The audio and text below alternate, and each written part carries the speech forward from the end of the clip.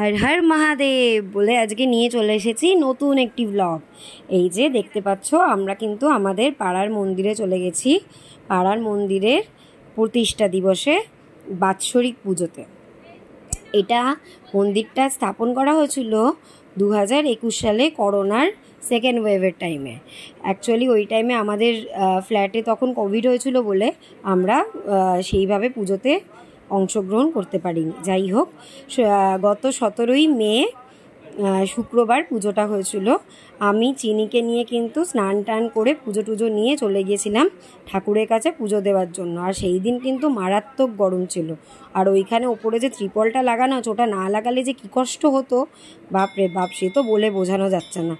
আর এই যে দেখো, চিনিও কিন্তু আমার সাথে গিয়ে শিবের মাথায় জল ঢেলে পুজো দিয়ে তারপরে মাঝখানে কিন্তু ওকে আবার একটুখানির জন্য বাড়ি নিয়ে এসেছিলাম। ওকে খাইয়ে দাইয়ে মানে ওই 3টে থেকে 4টে এইটুকুনি টাইম একটু বাড়িতে রেখে, কারণ ওই টাইমে রোদটা সব থেকে বেশি থাকে, তো বাড়িতে রেখে দিয়ে একটু রেস্ট নিয়ে তারপর আবার বিকেল আমরা চলে গেছিলাম মন্দিরে। ওখানে কিন্তু তখনও পুজো চলছিল। যাই হোক, পাড়ার সবাই মিলে ঠিক করা হয়েছিল নিজেরাই খিচুড়ি রান্না করা হবে।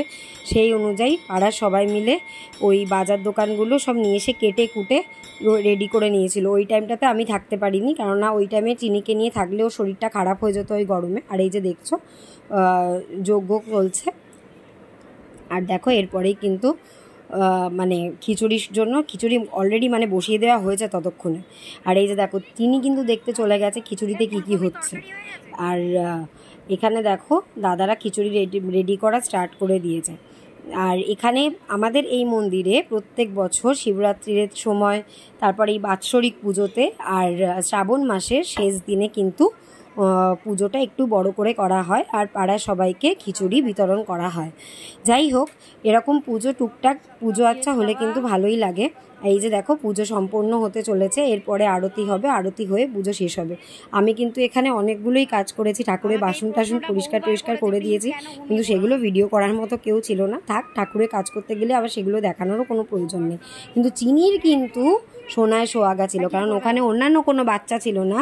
চিনি কিন্তু কাঁসর নিয়ে সব সময় একাই বাজিয়ে যাচ্ছিল ওখানে, বুঝেছ? এই দেখো, এখন কিন্তু আরতি হচ্ছে।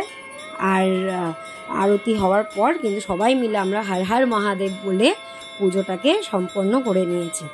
যাই হোক, মাঝে মধ্যে কিন্তু এরকম টুকটাক পুজো আচ্ছা হলে পাড়ার মধ্যে সবার সাথে দেখা সাক্ষাৎ হলে কিন্তু বেশ ভালোই লাগে।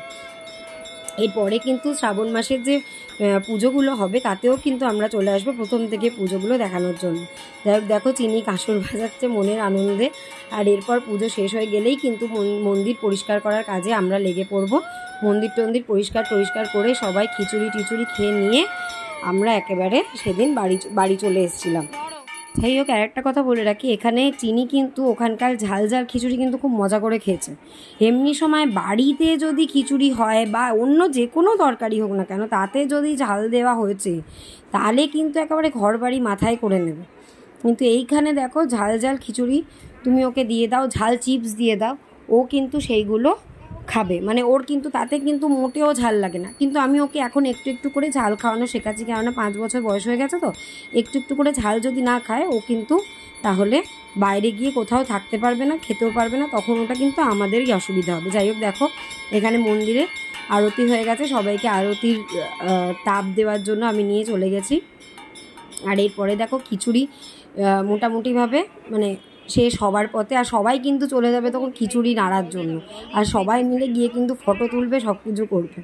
যাই হোক, তাহলে চলে আসবো নতুন আরেকটি ব্লগ নিয়ে। যদি কিছু ভালো লেগে থাকে তাহলে please share, subscribe, like and comment করে দিও। তাহলে আজকের মতো এখানেই রইল। বাই বাই, সি ইউ অন্য একটি ব্লগে। Thank you. হর মহাদেব।